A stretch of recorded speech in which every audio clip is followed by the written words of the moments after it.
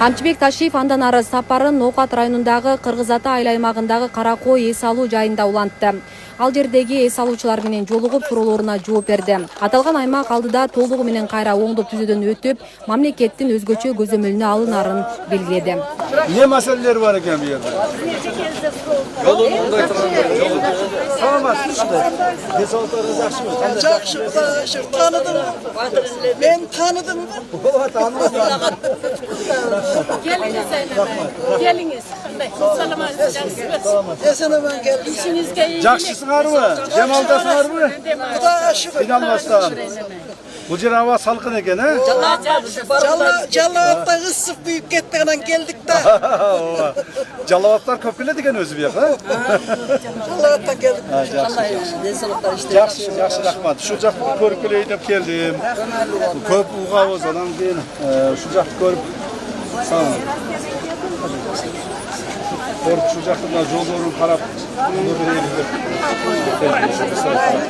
Hareketlerdi kılıvergin. Şu Kırgızstan'ı şu çalıp bak parayla. Dağımından beş gider.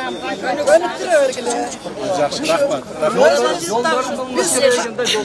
Ova şu жолдорун атайын келдим көрүp. Бул жолдорду Кудай буйрса ошол Ноокаттан баштап бул жака чейин толук асфальт кылабыз. Мына жерлерди жакшы өнүк туруш керек. Бул жерде асфальт кылабыз. Нары жака кеткен жол бар экен, аны асфальт кылабыз. Мен өзүм да биринчи жолу келишим. Biz de birinci yolu geldik de. Hazır bize mına жолдоңду менен бул жакта тартип кылабыз. Тартип кылабыз. Ошол мусорлары жана башкалары бүт карап, ушул жерден райондун жергиликтүү бийлик органдарынын тапшырмаларды берем. Ошол баарын тазалап, карап иштеген. Макуланды, жакшы калгыла.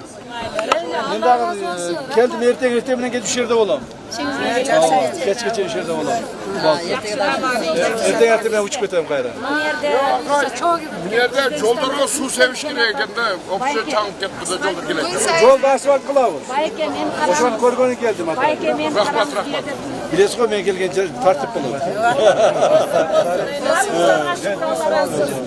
Түшпөгүла, десалты огула, макул, жакшы калгыла. Рахмат.